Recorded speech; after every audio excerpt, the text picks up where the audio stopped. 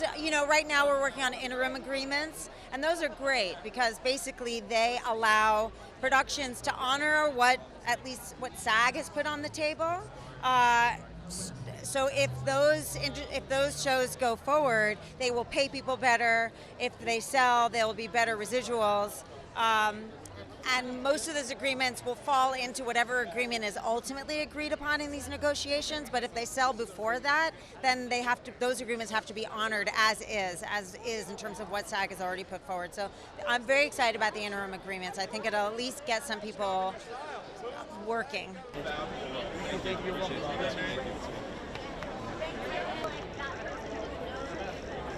Smile, brother, smile. It's just very sad because our industry is not just actors and writers, it's also the people that feed us on set, the people that dry clean our costumes, the people that build our sets and paint our sets and direct and do the electrical and all of it.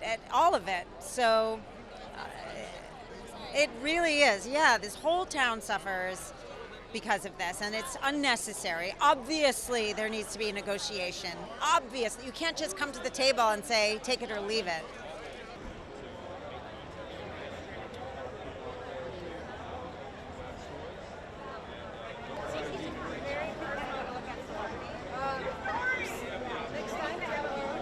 Thank you, guys. When I first started off, several years ago, residuals were actually a lifeblood to being able to maintain a family, to pay your rent, to pay for food. I mean, it's what happens when a show ends and you're able to still gain income from the work that continues to be seen by the public and continues to be paid for by advertisers. That has dried up. And so residuals across the board that have maintained families, maintained artists, and an opportunity to create more work and not have to bow out of an industry. That is what we're talking about. It's existential, not only for actors and writers, but for our unions. This film festival supports SAG-AFTRA and supports the WGA. We would not be here otherwise. And it is an opportunity to push forward the independent film world, whether it's a short film or whether it's a feature-length film. It's an opportunity to say that this work is important and it can exist outside of the studio network system, and we're here to support that.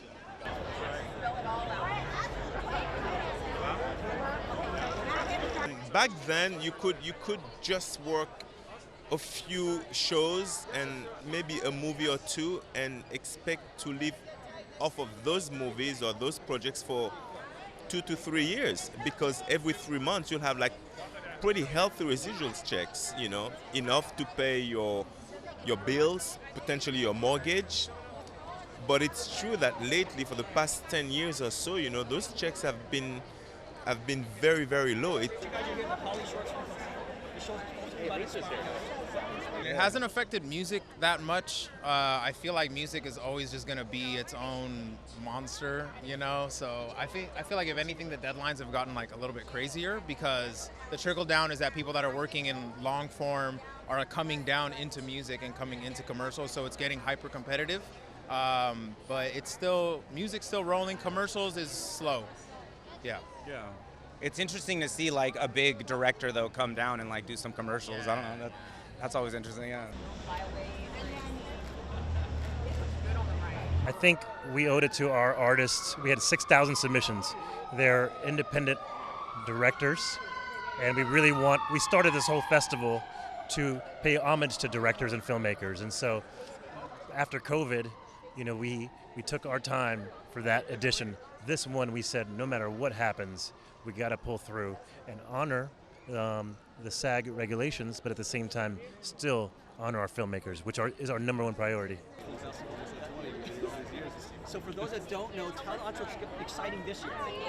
Absolutely. I think there's an explosion for it, too. There's an excitement for it more than usual. You've got more attendance at this festival than we've ever had. And I don't know what that is. I don't know if it's because there's no big Hollywood premieres happening, or maybe they want to see good short films, but we're definitely feeling the ripple effect. Okay. Make the whole scene like a little bit back. Okay, I'm back. I even got the cameraman. Yeah, perfect.